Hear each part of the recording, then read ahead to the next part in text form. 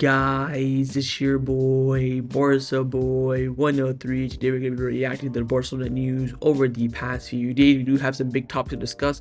Firstly, Deco is eyeing one big fullback reinforcement for this summer. It is the Brazilian from Monaco, Vanderson, and he is now beginning to plan the potential signing of him this summer. We'll discuss that. Also, a lot of player exit updates. Inaki Pena crying that he's being dropped. Christensen not being able to stay fit. Also, Fati can't even get on the pitch. We'll discuss all of their situations and their exits. Some renewal updates as well around Pedri, Gavi, Araujo. Some new information on his release clause. Also, Kourouma, one of the younger players coming through. Huge renewal update on him as well. Another update on the Dani Olmo saga. It does continue as the Liga have now submitted their official appeal to the higher courts of Barcelona, to higher courts of Spain, should I say, to remove Dani Olmo and Pau Victor's registration. We'll discuss some of that as well. And finally, some huge positive updates around Espai Barca and also Barcelona's contract with the Montjuic Stadium following the Rolling Stone canceling their concert there in March, giving Barcelona a huge stepping stone and advantage for the rest of the season in terms of their home games. So before we get into it, make sure you guys smash that like button down below and let's try and get to 200 likes on this video. It would be very much appreciated. Also, if you are new, make sure you subscribe down below if you haven't already, and let's get into it.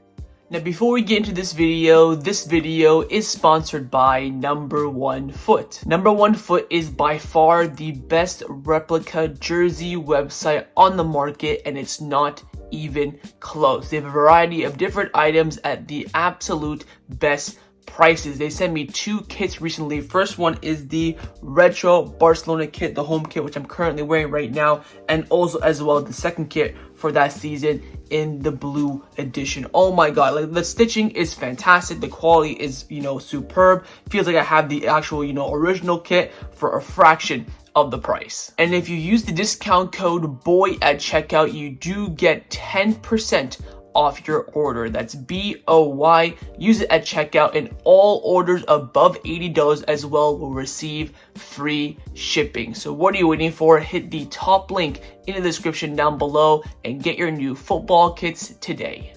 Let's start off with the transfer news over the past few days. Now, since the transfer window is ending, Barcelona have been linked with too many players over the past few days. The one only really being Vanderson as a new fullback, as Barcelona are keeping tabs on the fullback market to reinforce it in the squad this summer. Gabriel Sanz of Mundo Deportivo came out saying that Barcelona are following Brazilian right back Vanderson, who currently plays of course at Monaco, and Deco is personally advocating for the signing of him this summer. To be fair, I think he's a really decent player. We of course saw him play in the beginning of September when we played him in the Champions League. He's playing as a left back even though he's a right back to compensate and man mark Lamine Yamal. Scores, so maybe you could say mission failed, but I think overall he's had a good game. And look, we're really desperate in that fullback area. There's no one really on the market that screams like world class, and I think Vanderson's a very good option. Could play on both sides as well, not like a Cancelo where he's very much both sided, but he can definitely do a job here and there at left back, which would be nice, especially if we're only going to sign one fullback as well. Depending on the price, I would really be keen on Vanderson. We've been linked to him. I remember back in the day, like beginning of my YouTube channel, we were talking about Vanderson. So it's been a hot minute. We've been linked with this player. Now with Deco coming in, it could maybe accelerate a few things. So we'll wait and see how things do turn out. But again, Barcelona are targeting Vanderson as a fullback reinforcement this summer. Let's now discuss the players that have been rumored to be leaving Barcelona over the past few days. First one up is, of course, Andreas Christensen. Now, over the past few days in the transfer window, there have been reports coming in from Gerard Romero saying that Saudi Arabia clubs have shown interest in Christensen at the end of the January transfer window. So again, hopefully that can come into play in the summer. I think his Barcelona career is all but toasted. The guy just can't stay fit. Cracking player, world class. I think he's definitely of the quality of Barcelona. I'd be a huge advocate to keep him, but he just can't stay fit. And I said this when he got his injury at the beginning of the season. If he gets injured again once he returns in that first month, 2 months, he's got to go. And that's exactly what happened. He didn't even play. He came back fully fit, got the green light. Okay, get a week or two of match rhythm and sharpness and training, and then you can make an appearance. He was probably just about to make an appearance. I guarantee you he would have played yesterday, or the other day, should I say, against Alaves. But got injured again, man. And it's when you're a player that gets injured in training consistently, whether it's Christensen, whether it's Ansu Fati, you just know your career ain't gonna be long or ain't gonna be consistent in football. So he's gotta go this summer, in my opinion. If we can get a good fee for him, he came on a free, you're getting pure profit in terms of FFP. I think the club are definitely gonna move him on this summer, especially with the Araujo putting pen and paper onto a long-term deal. So wait and see how things do turn out. But again, clubs are showing interest in Christian, who Barcelona will probably look to be selling this summer. Now, one player who does have one eye on the exit door this summer is Mr. Crybaby himself, Inaki Pena. Now, Gabriel Sanz and Deportivo came out saying that Hansi Flick's decision to change the starting goalkeeper has left Inaki Pena confused and surprised. He's struggling to understand the reason behind the demotion. Pena feels uncomfortable with the situation because he believes he hasn't made any mistakes that would justify the change. Are you having a fucking laugh? I can name you off the top of my head six reasons why you should be dropped. If you watch my match analysis videos from the start of the season until today, where we dropped points every I talk about the 5 things we learned from this game. 9 times out of 10, one of those is being Inaki Pena shite, and you're telling me you've done nothing to be dropped. Yes, you could say you being late for training in Saudi did kickstart the fact that you've been dropped, but based on quality, you're not having a main case. And what I've noticed a lot over the past few weeks is people being advocates for Inaki Pena now. So a few weeks ago, get Szczesny in goal, and now let's say Inaki Pena because Szczesny lets it come out of his box and he's a bit risky. Szczesny's played 6 games, we've won all of them. Clean sheet against Alaves as well. He's kept now, I think, the same amount of clean sheets in his Barcelona career as Inaki Pena has this season, and he's only been playing in January. He played January, first game in February. He has, I think, 3 or 4 clean sheets, the exact same amount as Peña has all season long. The meeting the club planned to have with him soon to discuss his future might now take an unexpected turn. His contract until 2026, when he feels no longer a priority for Fleet. Get him gone. 10 million, 5 million, cut your losses this summer. He is not first team, first starting goalkeeper quality at Barcelona. We've known this now since last season. He's had now 2 huge. I've never seen a goalkeeper get an opportunity at Barcelona like Inaki Pena has. Had a full season last year with Ter Stegen's injury, didn't take advantage of it whatsoever. Now had another Ter Stegen season-ending injury, did not take advantage of it as well. He is so bad that we had to sign Szczesny, and now Szczesny's taking his spot. Coming out of retirement, he was smoking cigars in Marbella, and now he's starting for Barcelona week in, week out. That's how poor Inaki Pena is in my books. But he's apparently crying. This is, again, the fact that he's crying as well, weak crap mentality, get him gone. I still have that picture of the team meeting for the racism 101, and he's just sitting in the corner by himself and he gets a wall like this. Get him gone, man. And speaking on goalkeepers, there is reports coming in from Sport saying that Hansi Flick and the coaching staff have taken notice of Iker Rodriguez, a 16-year-old, his progress in Barcelona. They plan to have him train with the senior squad for the next few days to evaluate his development as a goalkeeper. This won't be the first time Iker Rodriguez trains with the first team. Back in September 2024, shortly after renewing his contract, he already trained under Flick's orders. So there is a goalkeeper coming through that the club are keeping an eye on, and that Flick's coaching staff are also very, very keen on. So again, Inaki Pena, count your days. And I hate when players think they're the biggin when they're not. And Inaki Pena is a perfect example of that. I think he'll cause us problems way more long term. Kind of gone. What year left in his deal this summer? Cut your losses this summer and move on, in my opinion. But wait and see how things do develop over the next few months. Let's now discuss some contract renewal updates around the first team at Barcelona. We have some official news coming in on renewals that, of course, we've known now for about a few weeks. Pedri and Gavi renewals are official, both deals until 2030 and both deals with €1 billion release clause. You have here Pedri's signature and you have here with Gavi. Now there are reports suggesting that both players in their contracts have an anti-Saudi Arabia clause, so no club from Saudi can come in and pay them out of their contract, which is a bit strange. I don't know why the club is that worried about these 2 players specifically leaving Barcelona, because I personally wouldn't, but they want to, be on the safe side, which is fine, of course. But fantastic and brilliant renewals here, very, very strong ones.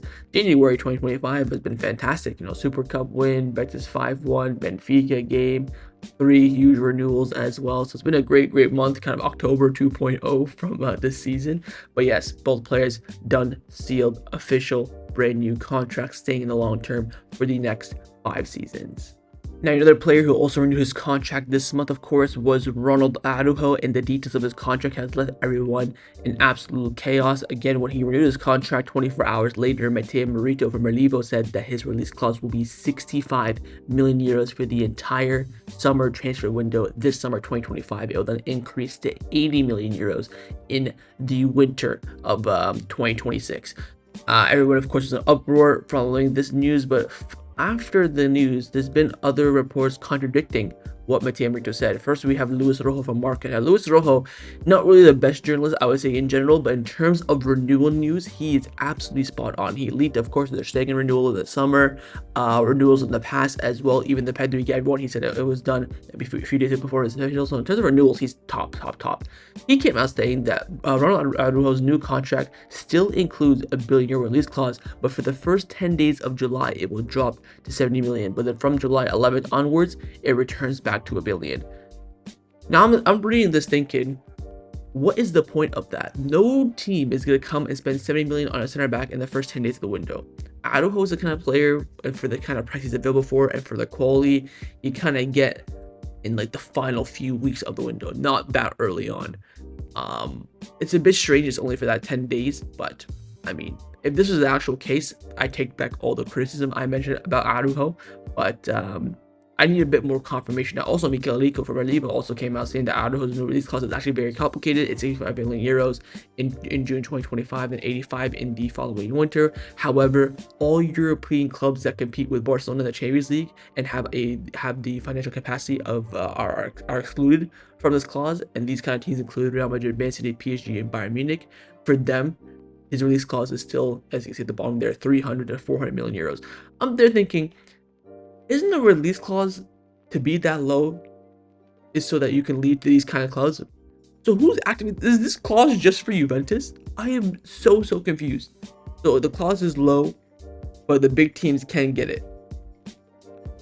I mean, this is why I wish the club freaking announced it. They didn't announce the release clause for Pedri or Gavi either, and they probably won't for the foreseeable future, like I mentioned in the last news video. But all this mumbo jumbo details, I guess we'll wait and see, man. I mean, I still believe the initial report was that his release clause is 65 million euros for the entire summer, and then in the next window it'll go up to 80, and then maybe probably stay there for the rest of his contract is what I think it is. But I guess when someone activates it, we can come back and talk. But again, the details of his release clause with the Araujo are still in limbo. Different sources saying different things. What's 100% clear is that for July, this coming month, it will be 65 million euros. That's a fact. So we'll see what happens with Araujo's future. But again, his renewal is a bit more complicated than initially expected.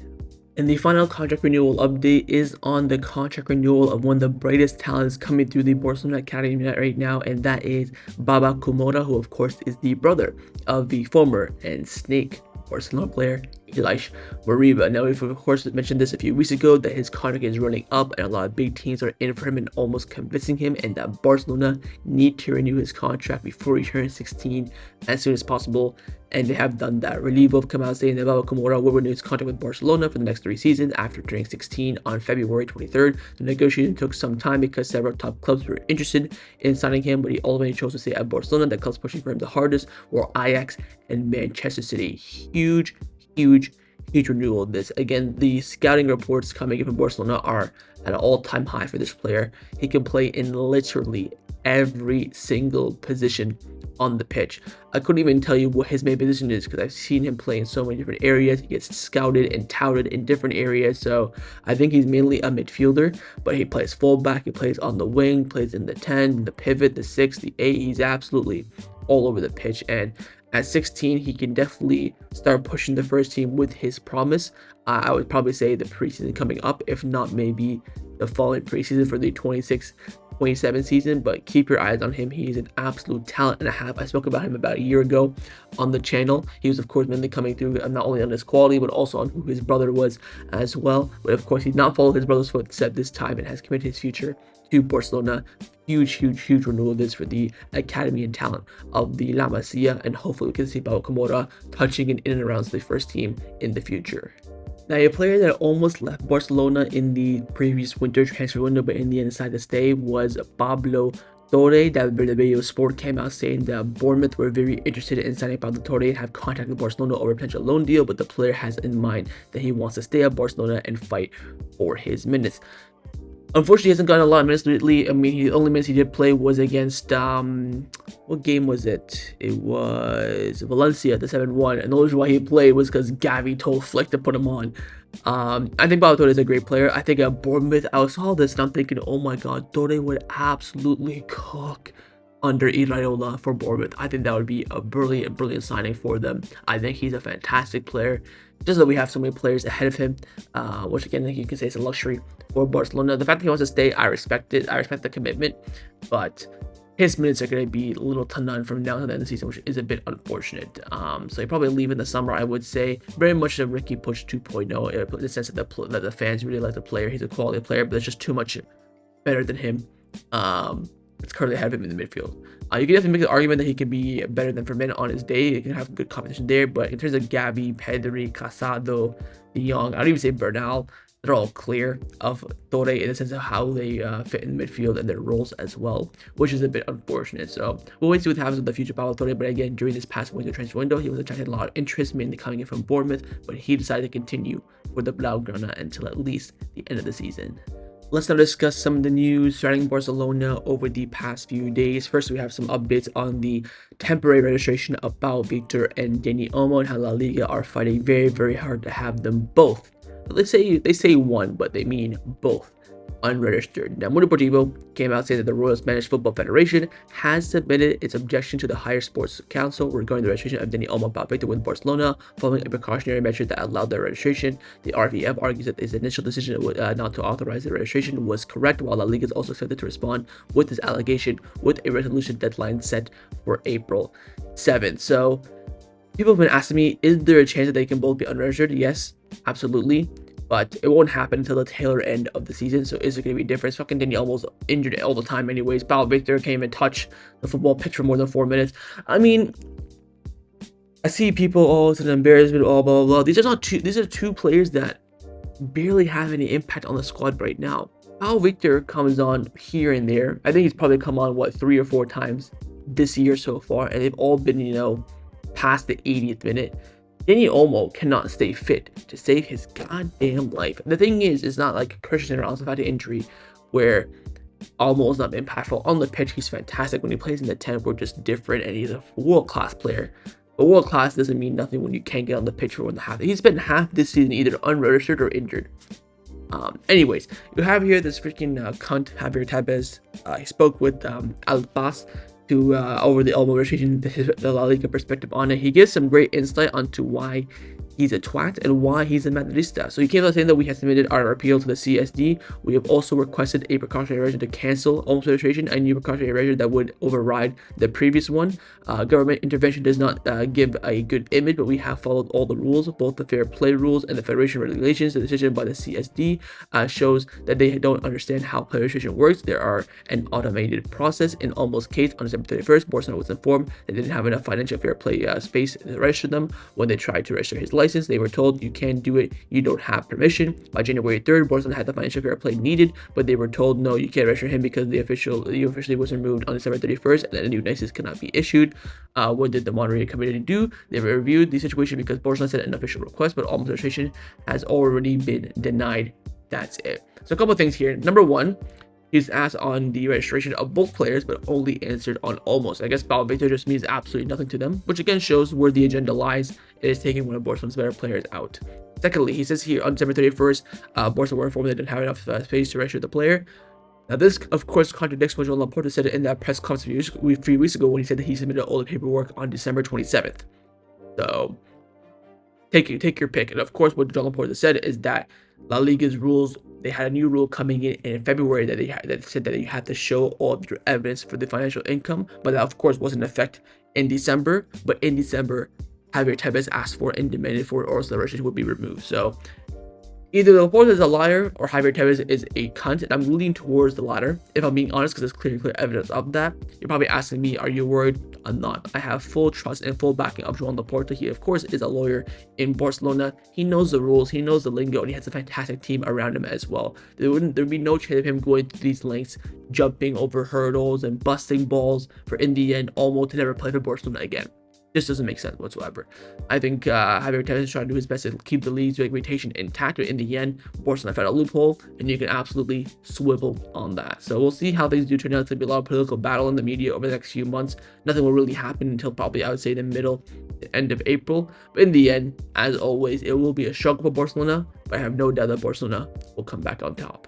And the most talked about news over the past few days of Barcelona has been around the Espai Barca project, and we have finally some fantastic news around it. Firstly, on the actual stadium, on the Spotify Camp Nou, Rosalero Deportivo came out saying that Barcelona, the city council, and Les Corts residents are finalizing an agreement to accelerate the Spotify Camp Nou renovation, allowing construction for 24 hours a day, 7 days a week. If finalized next week without setbacks, the agreement will give LICMAC over 3 months to work at full capacity and prepare the stadium for El Clasico on the weekend of May the 10th or 11th. So right now, Barcelona's objective is to return to the Camp Nou by May. LICMAC, of course, like I mentioned in the last news video, informed Barcelona they will 100% finish the stadium before May, again at 60,000 capacity, so we can have everyone come back. Of course, right now the agreement is that they can work from 8 a.m. to 8 p.m.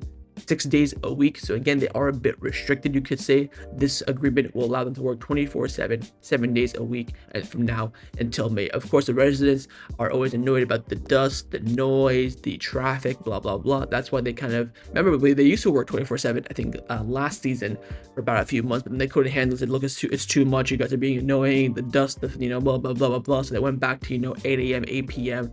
work restricted time period. And now Barcelona told the residents, look man, we gotta start grinding on the stadium, bro, so we're gonna be cooked. They're like, all right, fine, go for it. So great news here. And again, the return date of May is expected. Now the question has always been, where are we gonna play for the next few months? Because Montjuic contract is running up. There's also going to be a Rolling Stone concert that's already booked for the Montjuic a few years ago, which we cannot play during that time. It's already agreed, it's already on a contract. So there's of course 3 or 4 weekends of football where we will miss due to this Rolling Stone concert.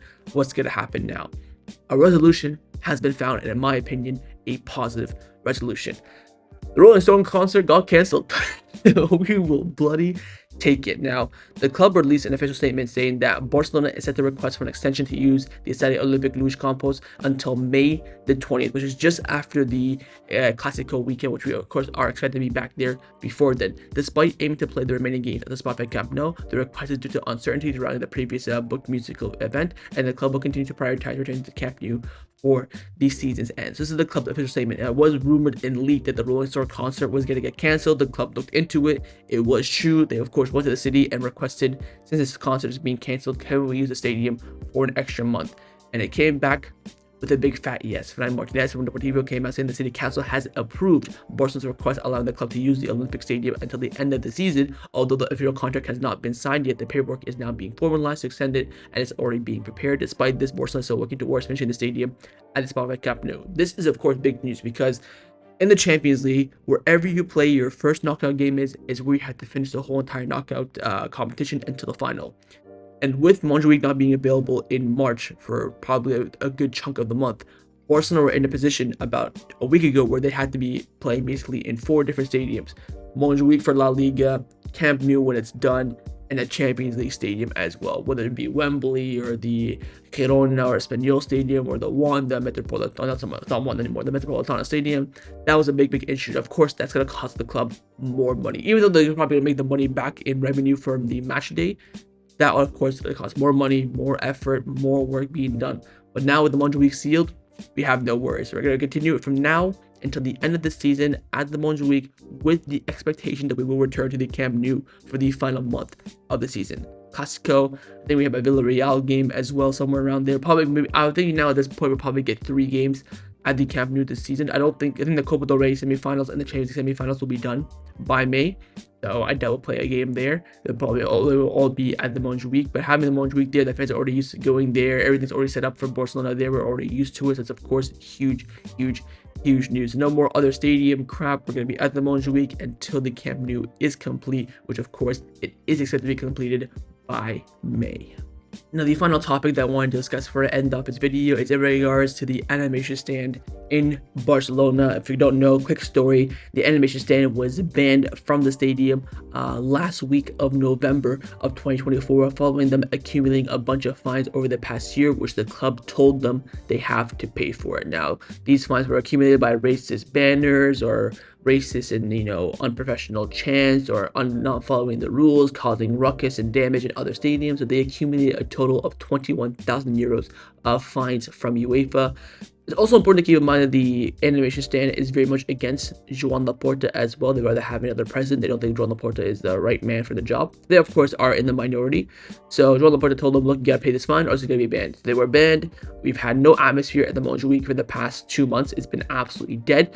And when this happened initially, I said that a love story here would be if a player came forward, paid the fine, bring the fans back in. It's little to no money to their perspective. Of course, Joan Laporta is doing this to prove a point. He wants them to behave. He's not like doing this because he hates them or they're against him. He wants them to behave. He doesn't want to be paying fines week in, week out. Of course, the club can't afford it, but he wants those fans to be responsible for it. Now, from the Spanish perspective, your regular Joe paying 21k is a lot of money. Maybe 21k divided by each and every person is a couple hundred quid, a couple hundred euros. It's still quite a lot of money for your average Joe. People think that I'm a retard, by the way. I am an absolute visionary. Reports came in from our legal saying that Rafinha has spoken to Joan Laporta about the possibility of paying the 21,000 euro fine from his own pocket so that the animation stand could return to the stadium for home matches. First of all, I've made it very clear on this channel that my favorite player right now is Barcelona Jules Koundé. Rafinha is knocking on the door to take that number one spot. I fucking love Rafinha. Captain on the pitch, brilliant player, Ballon d'Or season, and now this. His love for the club and he's showing it is just growing and growing and growing. And I can't find the clip, but I do remember thinking that Rafinha was going to be one of those players. I don't know if I mentioned it or not, but I found a few clips of me mentioning, of course, if a player came forward and paid this would be absolutely golden. Just to at least get the two parties discussing. It looks like Rafinha could be doing that. This, of course, is huge. The atmosphere of the stadium is absolutely dead. And over the past few home games as well, Alaves, Atalanta, Valencia, there are a lot of chants in the stadium at Joan Laporta, who of course sits in the stadium to watch the game, telling him to bring back the animation stand. Again, when you're a team like Barcelona and a lot, or you even could argue the majority of your stadium is going to be tourists, the atmosphere is next to nothing, is next to dead. If you watch the last 3 home games, I heard maybe one Un Dia de Party chant, Barca, Barca, Barca chant, El Barça la los olvida, maybe once. That was it. Of course, the animation stand are doing a player chant, they're chanting the whole 90 minutes, getting the crowd up, getting probably multiple Un Dia de Party chants and Barca, Barca, Barca chants, and maybe El Barça la los olvida chants. So having them back in the stadium is crucial, especially with the Champions League knockout rounds coming up, and especially with the Copa del Rey semifinals coming up as well. When you have knockout games, knockout tournament, and that home game is the advantage, especially when it's the second leg. You've got to take advantage of that. So shout out Rafa, he knows the importance of it. If I'm Rafa as well, maybe I'd collect all the money from the players. Hey, everyone give 21. What's 21 divided by like 23? A couple hundred euros for each player. That's nothing. Maybe that's what he's doing. Maybe he's coming forward as the face of it all. But maybe in the end, all the players are dividing it up. I don't know. We'll see. But this for me is fantastic. It shows the love and the commitment not only from the fans, but also from the players as well. So that was my reaction to the Barcelona news over the past few days. Hopefully you guys enjoyed this video. If you did, of course, make sure you drop a like down below, and of course in the comments down below as well. Let me know your thoughts on everything we did discuss. The main thing I want to see, of course, is thoughts on Vanderson being a fullback reinforcement option this summer. Secondly, on the Dani Olmo saga, you think he will be unregistered again? And again, if he is unregistered, he cannot be registered again. So that's of course a big blow. What are your thoughts on those exits this summer? Inaki Pena, Christensen, even Ansu Fati. What do you think will happen? Do you think we'll get some good deals out of those or not? And finally, your thoughts on the stadium situation. Are you on the positive side of it, of us returning to the Camp Nou this season, or on the negative side, thinking that we're not going to be back this season at our home stadium. And of course, make sure you guys subscribe down below if you haven't already, and I will see you guys next time on the channel. Take care and Forza Barca.